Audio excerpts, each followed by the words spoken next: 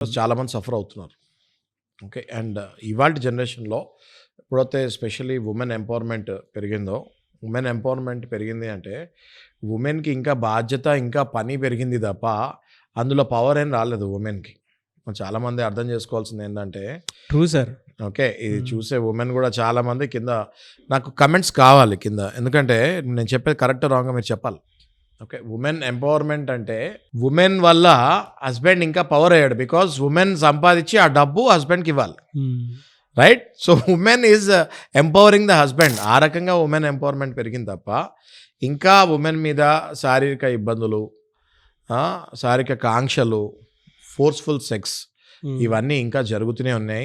అన్యాయంగా జస్ట్ పెళ్ళయింది అన్న ఒక్క కండిషన్‌తో ఈ మగవాడు పొద్దున్నుంచి రాత్రి వరకు ఒకవేళ ఉద్యోగం లేకపోతే, ఆడది రాగానే ఫస్ట్ ఫోర్స్‌ఫుల్ సెక్స్ చేస్తానికి ప్రయత్నిస్తూ ఉంటాడు. ఇది చాలా కేసెస్‌లో ఇప్పుడు జరుగుతున్నాయండి. మీరు ఇప్పుడు గనుక చూసుకుంటే రూరల్ ఏరియా అని కాదు, అర్బన్ ఏరియా అని కాదు. మొత్తం డిజిటలైజేషన్ అయిపోయింది. గ్లోబల్ డిజిటలైజేషన్ అయిపోయింది. బిజినెస్ గ్లోబలైజేషన్ అయిపోయింది. ఇప్పుడు పల్లెటూరులో ఉన్నోళ్ళు కూడా ఉద్యోగాలు చేసుకుంటున్నారు. వర్క్ ఫ్రమ్ హోమ్ చేసుకుంటున్నారు. వాళ్ళ ప్రెషర్‌లు వాళ్ళకున్నాయి. వాళ్ళే ఇప్పుడు హోమ్ మేకర్స్ కాస్త హోమ్ రన్నర్స్ అయిపోయారు. అంటే ఇల్లు నడిపేది కూడా చాలా ఆడవాళ్ళే ఇవాళ గనుక మనం చూసుకుంటే.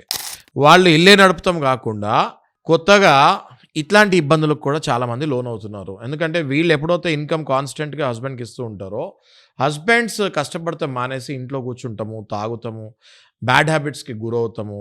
వైఫ్ రాగానే వెంటనే మళ్ళీ సెక్షువల్ ఇంటర్‌కోర్స్‌కి ఫోర్స్ చేస్తాము. అది రేప్, కానీ దాన్ని పెళ్ళి అయింది అన్న ఒక కండిషన్ మీద వాళ్ళెళ్ళి ఆ కంప్లెయింట్ కూడా ఇవ్వలేకపోతున్నారు. బా! ఏం చెప్పారు సార్ అసల. అబ్సల్యూట్‌లీ కరెక్ట్ అండి ఇది. నిజమే. చాలా చాలా కంట్రీస్‌లో గనుక తీసుకుంటే హ్మ్. మ్యారిటల్ రేప్ అన్నది క్రిమినలైజేషన్ చేశారు దాన్ని.